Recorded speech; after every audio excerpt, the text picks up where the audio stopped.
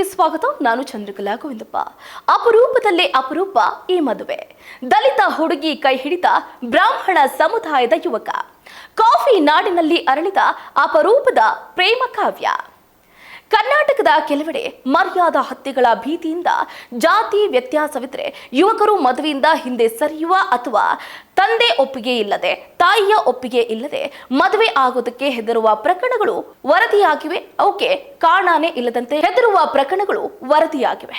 ಹೌದು, ಈ ಹಿಂದೆ ರೀಸೆಂಟ್ ಆಗಿ 22 ವರ್ಷ ಮೇಲ್ಪಟ್ಟ ಯುವಕ ಯುವತಿಯರು ತಮ್ಮ ಇಷ್ಟದಂತೆ ಮದುವೆ ಆಗೋದಕ್ಕೆ ಕಾನೂನು ಅವಕಾಶ ಕೊಟ್ಟರೂ ಕೂಡ ಸಾಮಾಜಿಕ ಒತ್ತಡದಿಂದಾಗಿ ಮದುವೆಗಳು ಮುರಿದು ಬೀಳ್ತಾ ಇದೆ.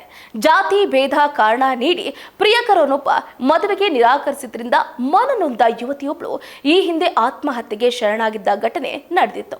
ಇದಕ್ಕೆ ತದ್ವಿರುದ್ಧವಾಗಿದೆ ನಾವು ಹೇಳುವ ಸ್ಟೋರಿ. ಪ್ರೀತಿ ಅಂದ್ರೆ ಏನು ಅಂತ ತಿಳಿಸಿಕೊಟ್ಟಿದೆ ಈ ಯುವ ಜೋಡಿ. ಪ್ರೀತಿ ಹೆಸರಲ್ಲಿ ನಾನಾ ನಾಟಕವಾಡಿ ಕೊನೆಗೆ ಜಾತಿ ಹೆಸರಲ್ಲಿ ಕೈ ಕೊಡೋ ಕಾಲ ಇದು.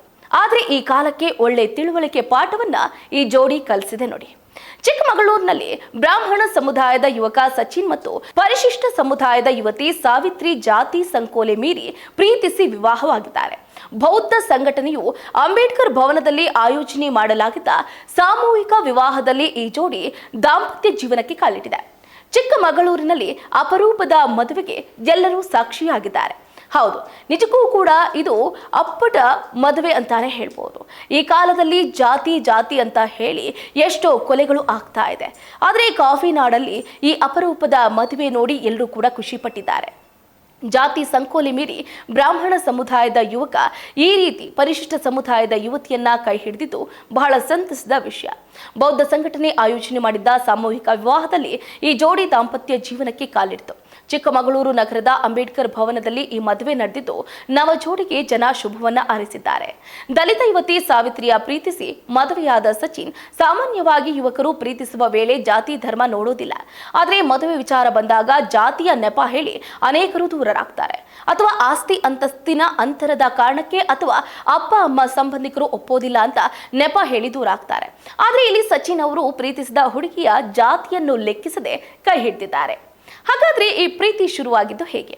ಸಾವಿತ್ರಿ ಅವರು ಎಟಿಎಂನಿಂದ ಹಣ ತೆಗೆಯೋದಕ್ಕೆ ಹೋದಾಗ ಅವರಿಗೆ ಸಚಿನ್ ಪರಿಚಯ ಆಗಿದ್ದಾರೆ. ಸಚಿನ್ ಕೂಡ ಎಟಿಎಂಗೆ ಹಣ ತೆಗೆದುಕೊಳ್ಳೋದಕ್ಕೆ ಬಂದಿದ್ರಂತೆ. ಎಟಿಎಂನಲ್ಲಿ ಹಣ ಬಿಡಿಸೋದಕ್ಕೆ ಸಾವಿತ್ರಿ ಕಷ್ಟ ಪಡ್ತಾ ಇರುವುದನ್ನ ನೋಡಿದ ಸಚಿನ್ ಅವರು ಅವರಿಗೆ ಎಟಿಎಂನಿಂದ ಹಣವನ್ನ ತೆಗೆದುಕೊಡೋದಕ್ಕೆ ಸಹಾಯವನ್ನ ಮಾಡ್ತಾರೆ. ಈ ಕ್ಷಣದಲ್ಲೇ ಇಬ್ಬರಿಗೆ ಪ್ರೀತಿಯಾಗಿದೆ. ನಂತರ ಇದೇ ಸಮಯದಲ್ಲಿ ಇಬ್ಬರ ನಡುವೆ ದೂರವಾಣಿ ಸಂಖ್ಯೆ ಎಕ್ಸ್ಚೇಂಜ್ ಆಗಿದೆ.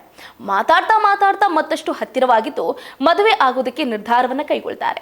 ಎರಡು ಮನೆಯವರನ್ನ ಈ ಜೋಡಿ ಒಪ್ಪಿಸಿ ಸಾಮೂಹಿಕ ಮದುವೆಯಲ್ಲಿ ವಿವಾಹ ಆಗಿದ್ದು ವಿಶೇಷವಾಗಿದೆ. ಚಿಕ್ಕಮಗಳೂರು ನಗರದ ಅಂಬೇಡ್ಕರ್ ಭವನದಲ್ಲಿ ಈ ವಿಶೇಷ ಮದುವೆ ನಡೆದಿದ್ದು ಬೌದ್ಧ ಸಂಘಟನೆ ಆಯೋಜನೆ ಮಾಡಿದ್ದ ಈ ಸಾಮೂಹಿಕ ವಿವಾಹದಲ್ಲಿ ಇನ್ನೂ ಅನೇಕ ಜೋಡಿಗಳು ಹಸೆಮಣೆ ಏರಿದ್ದು ಬಹಳ ಖುಷಿಯನ್ನ ಉಂಟು ಮಾಡಿದೆ. ಇದಾಗುತ್ತೆ ಇವರಿಗಿನ ಅಪ್ಡೇಟ್. ನೋಡ್ತಾ ಇರಿ ಸ್ಪೀಡ್ ನ್ಯೂಸ್. ನಿಮ್ಮದು ವೇಗ ನಮ್ಮದು.